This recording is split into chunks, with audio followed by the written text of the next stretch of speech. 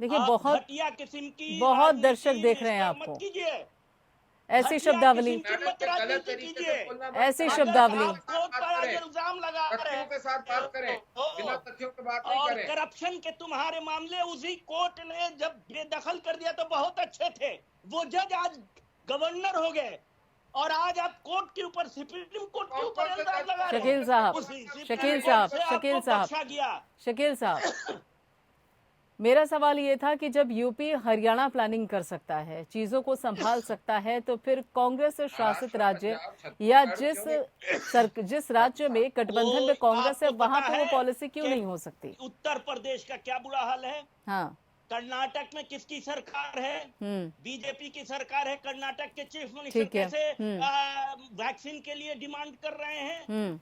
हरियाणा में क्या परसेंटेज है लगाने के लिए?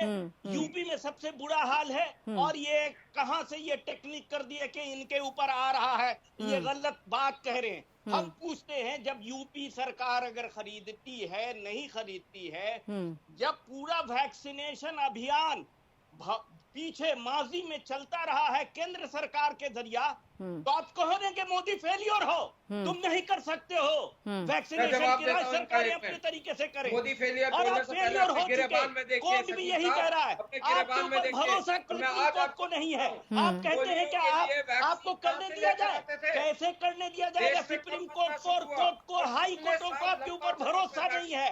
आप मौत की तजारत कर रहे हैं। आप किस दिन का इंतजार कर रहे हैं? लाखों लोग मर चुके, क्या करोड़ का इंतजार कर रहे हैं? ठीक है, ठीक है, रुकिए, ठीक है, रुक जाइए, ठीक है, ठीक है।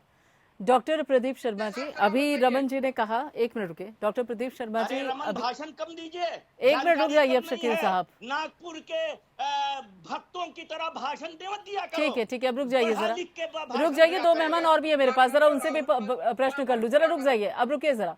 डॉक्टर प्रदीप शर्मा, रुक जाइए शकील साहब। डॉक्टर प्रदीप शर्मा, यहाँ पर अभी रमन जी कह रहे थे कि आखिर जो न्यायपालिका है वो पूरी तरीके से क्यों हावी होना चाहती है कार्यपालिका पर, सरकार पर क्यों हावी होना चाहती है। और दूसरी तरफ एक सवाल ये भी है, केंद्र सरकार ने अपने हलफनामे में कहा, जो सुप्रीम कोर्ट में दाखिल किया गया, कि न्यायपालिका को हस्तक्षेप करने की जरूरत नहीं है। तो क्या इसके बाद अब न्यायपालिका हस्तक्षेप नहीं करेगी?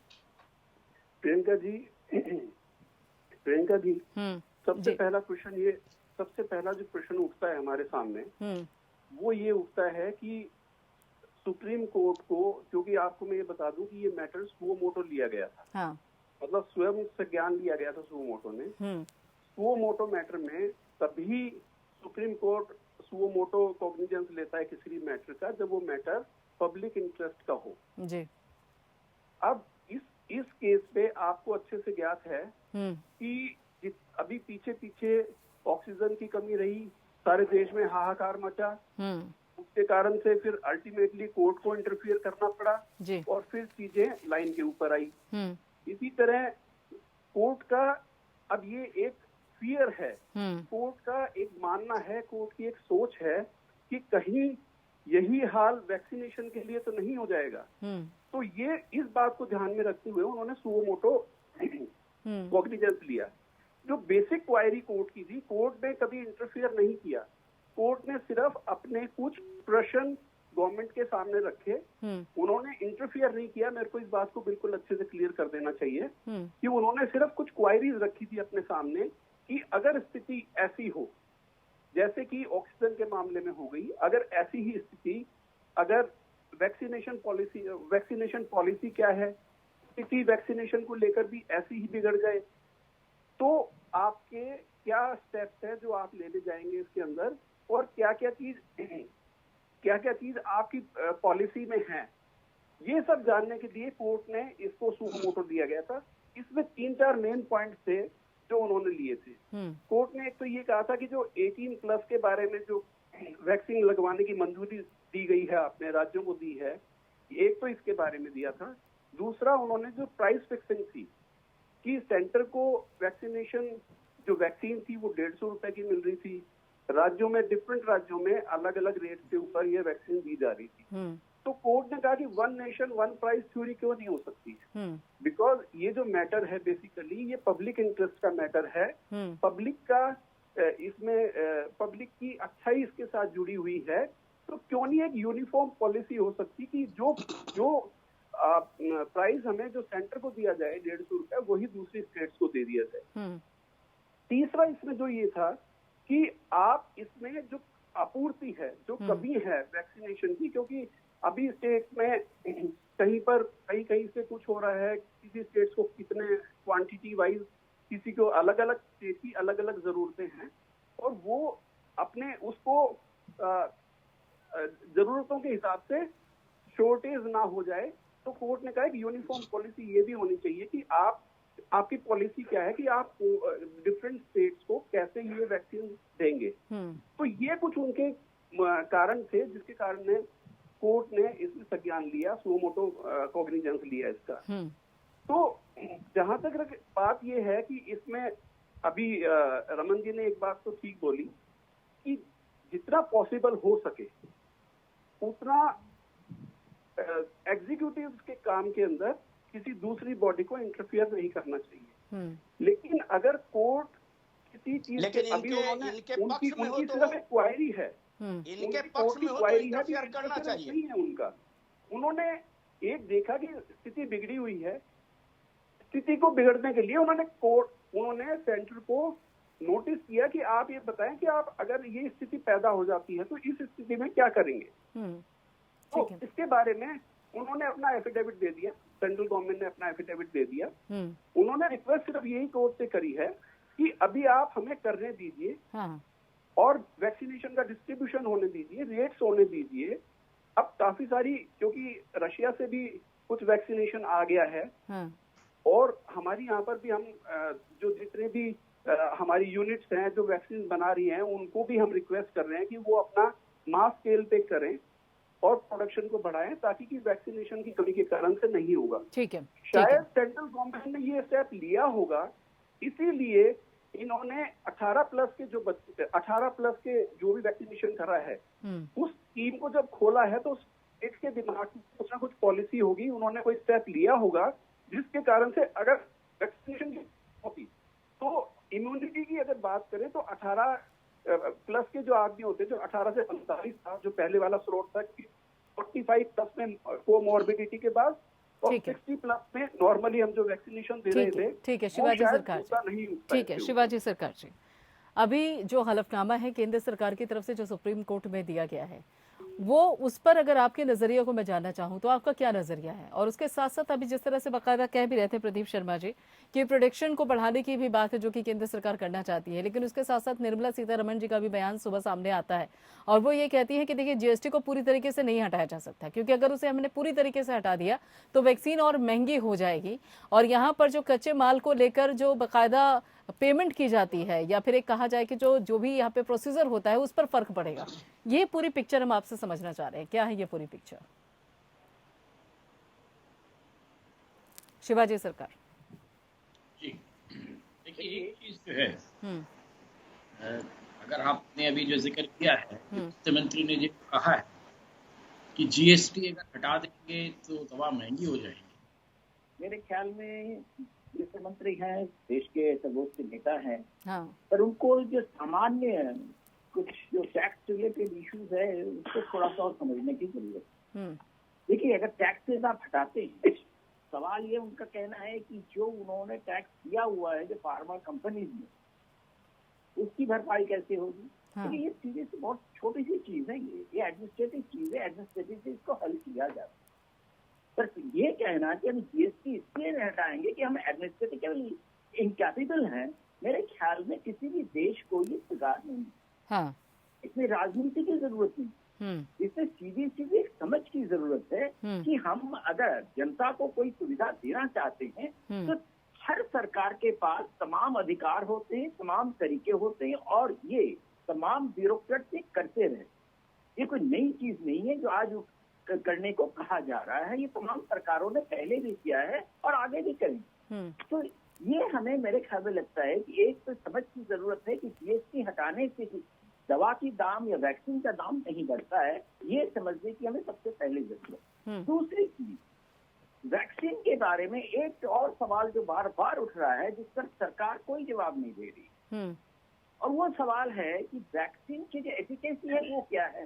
सरकार कहती है वैक्सीन लगाने के बाद भी आपको हो सकता है, शारीरिक की बीमारी उस तरह से हो सकती है। तो सवाल ये है कि अगर वैक्सीन एफिकेसी नहीं है, वैक्सीन पे लोगों को कॉन्फिडेंस नहीं होगा, तो आज तमाम जगहों पे जो लोग वैक्सीन नहीं लगाना चाह रहे हैं, उसकी वजह ये है कि सरकार इस बारे में खुल के कुछ नहीं कह रही। क्लिनिकल ट्रायल्स क्या हुए, उसके क्या रिजल्ट है, इसके बारे में सरकार किसी को कुछ नहीं बता रही।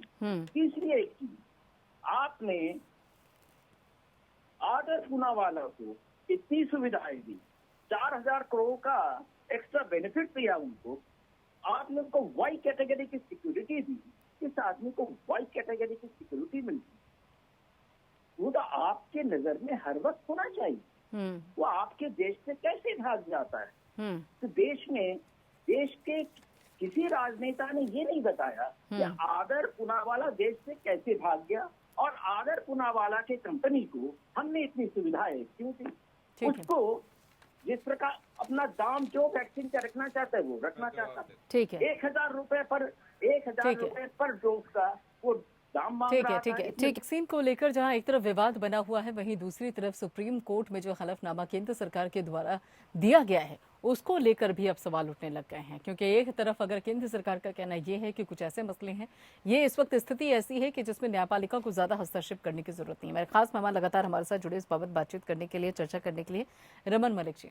जो यहाँ पर हलफनामा दिया गया है सुप्रीम कोर्ट में, उसमें केंद्र सरकार की तरफ से ये कहा गया है कि जो 18+ के लोगों को वैक्सीन देने की बात कही जा रही है वो राज्य सरकारों के अनुरोध पर है। यानी कि राज्य सरकारों ने अनुरोध किया कि 18+ से ऊपर भी लोगों को बाकायदा वैक्सीन दी जानी चाहिए। ये खुद हलफनामे में कहा गया है सरकार के जरिए। मेरा सवाल ये है कि क्या सरकार की मंशा नहीं थी? क्या राज्य सरकारों ने कहा उसके बाद ये निर्णय लिया गया? जबकि ये प्लानिंग या फिर ये चर्चा या फिर इस तरह का प्रोसेस तो केंद्र सरकार की तरफ से शुरू हो जाना चाहिए, खासतौर पे तब जब हर चुनाव में युवाओं से वोट देने की अपील की जाती है। देखिए, सबसे पहले समझिए कि कोविड के अंदर कोमॉर्बिडिटीज और एज वाले हैं उनके पास खतरा ज्यादा है। एक वर्ड के अंदर, दुनिया के अंदर बेस्ट प्रैक्टिस जो है उसको स्टडी करके ये प्लान बनाया गया कि सबसे पहले डॉक्टर और वो टेक्नीशियंस जो हॉस्पिटल के अंदर हैं उनको, उसके बाद उन लोगों को जो सड़कों के ऊपर विभिन्न कार्य कर रहे हैं उनको, उसके बाद उन लोगों को जिनको हम कोरोना वॉरियर्स, उसके बाद उन लोगों को जिनकी उम्र 60 साल पर है यानी सीनियर सिटीजन है उनको, उसके बाद उन लोगों को जो 45 साल पर है लेकिन उनके पास कोमॉर्बिडिटीज हैं जिससे उनके स्वास्थ्य की जो क्षमताएं हैं शारीरिक वो थोड़ी कमजोर पड़ जाती, और उसके बाद 45 से 18 साल के लोगों को देने या और ये जो कोमॉर्बिडिटीज के बाद 45 साल के सभी को। तो ये एक फेज मैनर में सरकार ने प्लान बेस्ट प्रैक्टिसेस पे बनाया था और साथ में बोल रहे थे हम लोग कि आप कोविड के लिए जितनी भी हमने आपको जिम्मेवारियां दी हुई है, जितना भी आपको सुरक्षित रहने के लिए सारे नियम दिए हुए हैं वो उसको आप फॉलो करें। प्रदेशों की सरकार में किसने कितना करा, ये पत्रकार सारे जो बुद्धिजीवी हैं, पत्रकार हैं, वो बैठ के एक बारी ये और जो कोरोना की है ये खत्म हो जाएगी तो पता लगेगा बैठ के आंखों के हिसाब से, मूवमेंट ट्रैक्स के हिसाब से वगैरह कि कौन से प्रदेश ने कितनी ढिलाई दी और किस प्रदेश में बम एक्चुअली फटा, वहां पे क्या वसूली हुई जिसके चक्कर में बम फटा। लेकिन आज मैं आपको चीज बता सकता हूँ कि आप अगर कोई व्यक्ति अपराधी नहीं, शिवाजी सरकार साहब ये आपके प्रश्न का भी जवाब है, अगर कोई व्यक्ति अपराधी नहीं है उसका नेट एसेट जो सरकार ने दिया है उससे ज्यादा हिंदुस्तान में है, उसका फॉर्मूला भी यही है, उसकी फैक्ट्रियां भी यही हैं और वो एक स्वतंत्र बिना की आपराधिक छवि का व्यक्ति है, तो क्या संवैधानिक तौर पे आप उसको रोक सकते हैं अपने व्यवसाय के लिए कहीं भी जाने से?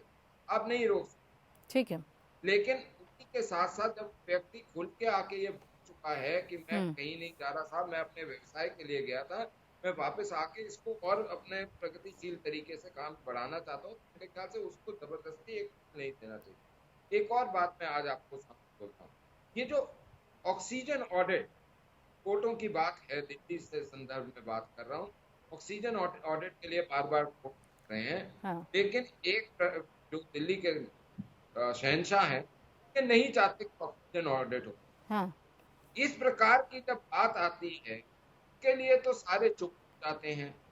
ये क्यों होता है कि मुंबई में 245 को 85,000 जो मरीज हैं के लिए 285 MT चाहिए, यहाँ पे 490 मिल रही है, उसके बाद भी 90,000 पे 490 मिल रही है, उसके बाद भी 900 की डिमांड है। तो ऑडिट ना हो, इसके ऊपर क्यों नहीं बोलना चाहिए कि ऑडिट क्यों ना हो। एक और बात अभी मैं आपके माध्यम से रखना चाहता हूँ, आज किसी भी सरकार को जो केंद्र सरकार की प्रोक्योरमेंट है, वो केंद्र सरकार के पास कोई राज्य अपना नहीं है। यूनियन टेरिटरीज भी इस देश के लोग हैं, जो बाकी राज्य हैं जिनमें ये सिस्टम के माध्यम से इंजेक्शन लगे, वैक्सीनेशन हुई, वो सारे के सारे देश के नागरिक हैं। सरकार ने देश के नागरिकों का पैसा इस देश के नागरिकों के ऊपर ही खर्चा है। ठीक है। कोई अपने घर के लिए एसेट नहीं बना रहे।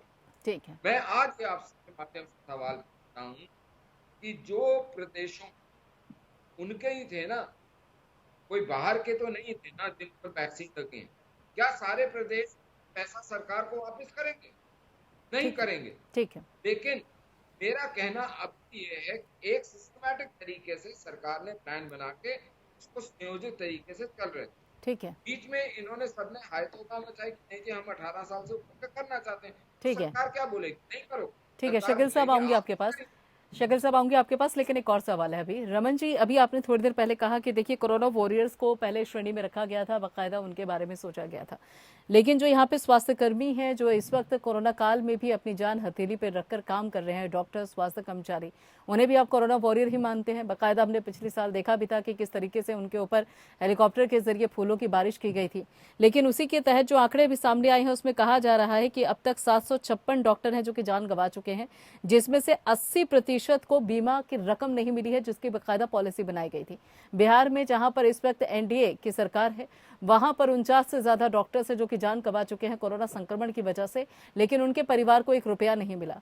क्या होगा ऐसे? कैसे मनोबल बढ़ेगा? कैसे कोरोना वॉरियर मानेंगे आप? सरकार ने पॉलिसी अनाउंस करी है उसके भुगतान के लिए और उसको नियोजित तरीके से चालू रखने के लिए सरकार वचनबद्ध। सरकार ने उसको एक्सटेंशन भी दी है बाकायदा, और ऐसा व्यक्ति नहीं रहेगा जिसको पैसा नहीं मिलेगा। आगे पीछे क्या होता है, क्या डिले हुई है, देखना हर एक बेसिस के ऊपर है। लेकिन हाँ, इतना सोच सकता हूँ क्योंकि जब आपने वॉरियर्स और हेल्थ वर्कर्स के ऊपर नाम उठाया, बात करें, तो मैं ये पूछना चाहूंगा और आप चाहें तो शकील साहब से पूछें कि ये जो पंजाब, महाराष्ट्र, दिल्ली, छत्तीसगढ़, राजस्थान में भी का 70% के करीब वैक्सीकरण हुआ है। सीनियर सिटीजन का 30-35%, 40% वैक्सीनेशन हुआ है। मैं ये पूछना चाहूंगा कि ये क्यों ऐसा।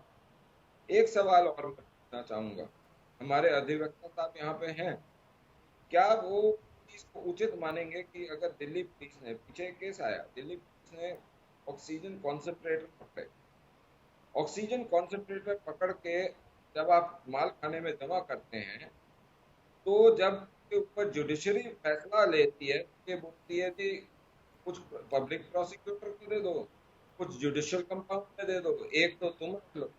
साहब ये जो पकड़े गए हैं, ये क्या जुडिशरी और पुलिस वालों के लिए पकड़े गए? ठीक है, डॉक्टर प्रदीप शर्मा इसका जवाब देंगे, लेकिन उससे पहले शकील साहब कुछ कहना चाह रहे हैं।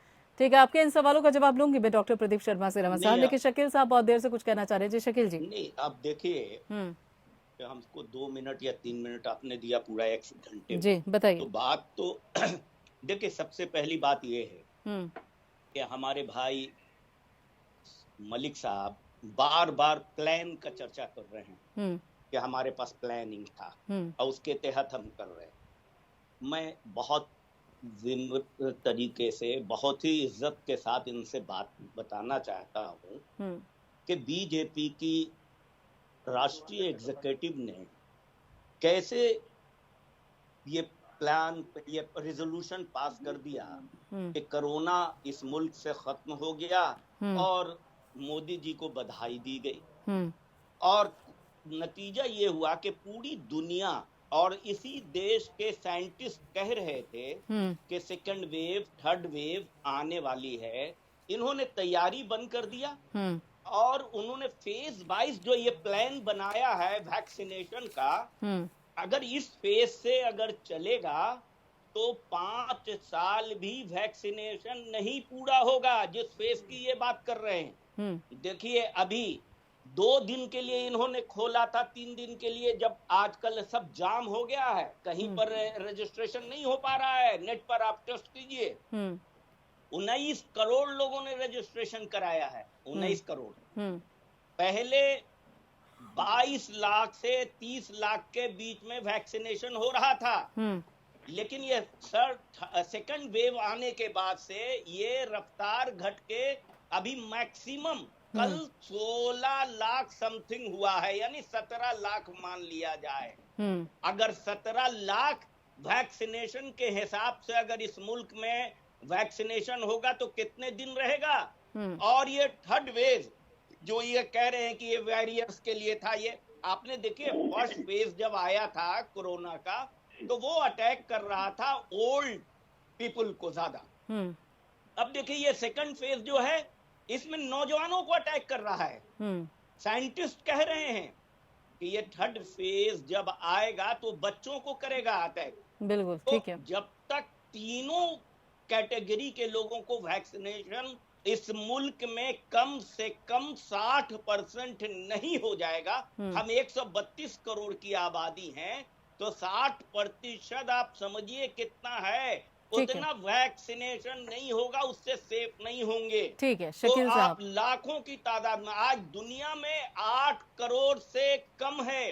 ठीक है शकील पर साहब, डे का रिपोर्ट, ठीक है नहीं, आप जरा सुन लीजिए ना। हाँ ठीक है शकील साहब, एक सवाल है मेरा, ठीक है सुनिए जरा शकील साहब, ठीक है बिल्कुल, आपने बिल्कुल सही बात कही कि भाई वैक्सीनेशन सबका होना चाहिए। नहीं एक मिनट 4 करोड़ हिंदुस्तान के अंदर हो रहा है। बिल्कुल सही आंकड़े हैं आपके, ठीक है आंकड़े आप ठीक बता रहे हैं। एक बात बताइए शकील साहब, ठीक है कैसे कर रहे हैं, सुनिए ना शकील साहब, बीजेपी का भाषण सुनाने के लिए ठीक है शकील साहब, एक बात बताइए, बोलने दीजिए, मैं सवाल भी तो सुनेंगे ना आप, भाषण नहीं, एक सवाल भी तो सुनिए ना, एक सवाल, बिल्कुल मैं आप ही से सवाल पूछ रही हूँ। देखिए आपने कहा वैक्सीनेशन सबका होना चाहिए, बिल्कुल सही बात है।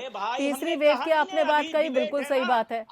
अब मुझे ये बताइए, एक मिनट शकील साहब, नहीं देर में तो हम अपनी बात खत्म कर ठीक है शकील साहब, अब ठीक है आप सुन भी लीजिए। अगर नहीं कराना चाहती हैं वो ठीक है, तब शकील साहब मेरा सिंपल सा सवाल है, देखिए आपको सारी परिस्थितियों का पता है, कांग्रेस सारी परिस्थितियों से अच्छे से वाकिफ है, राहुल गांधी का भी विदेशों में पूरा संपर्क रहता है, साइंटिस्ट से वो भी बात करते हैं, सोनिया गांधी भी पूरा एक तरह से देखा जाए तो उनकी नजर बनी हुई है, लगातार वो ट्वीट करती हैं, वीडियो जारी करती हैं परिस्थितियों को देखते हुए।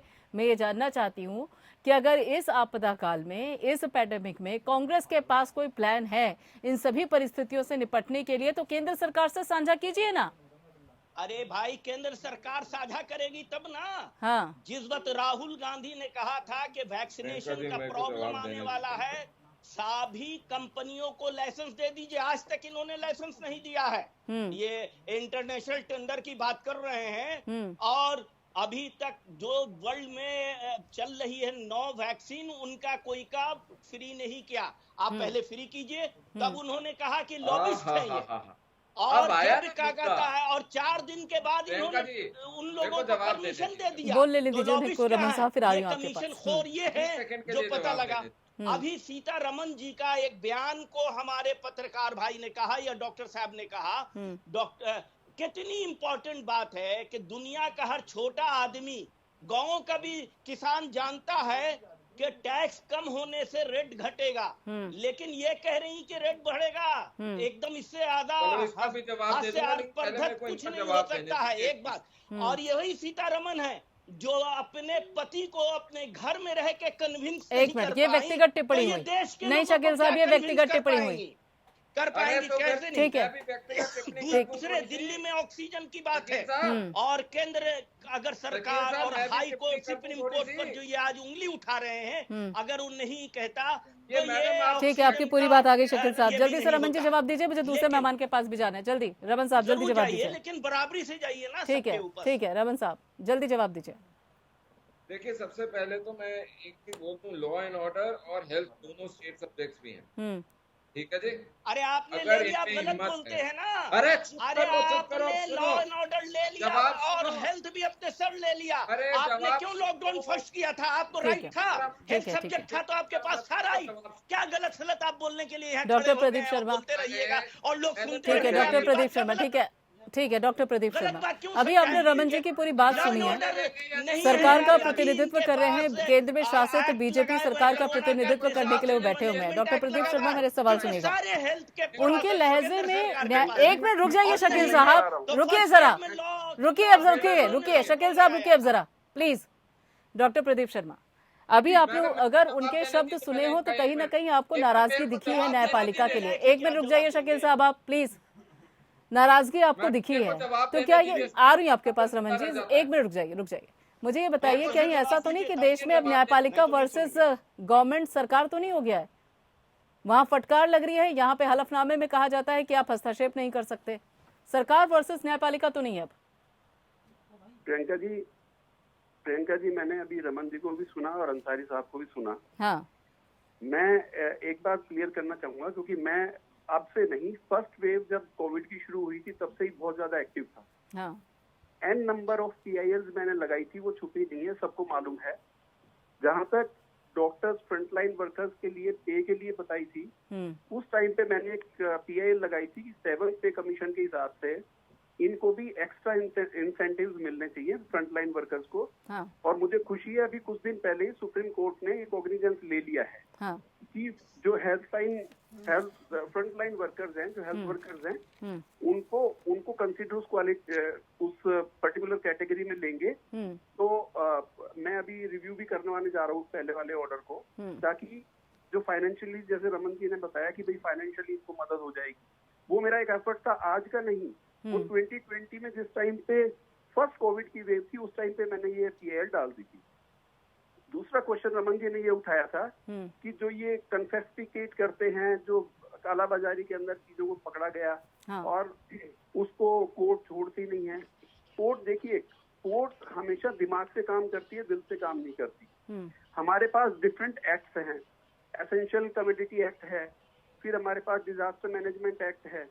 अब देखना ये होता है कि पुलिस ने उसके ऊपर कौन सी धाराएं लगाई हैं।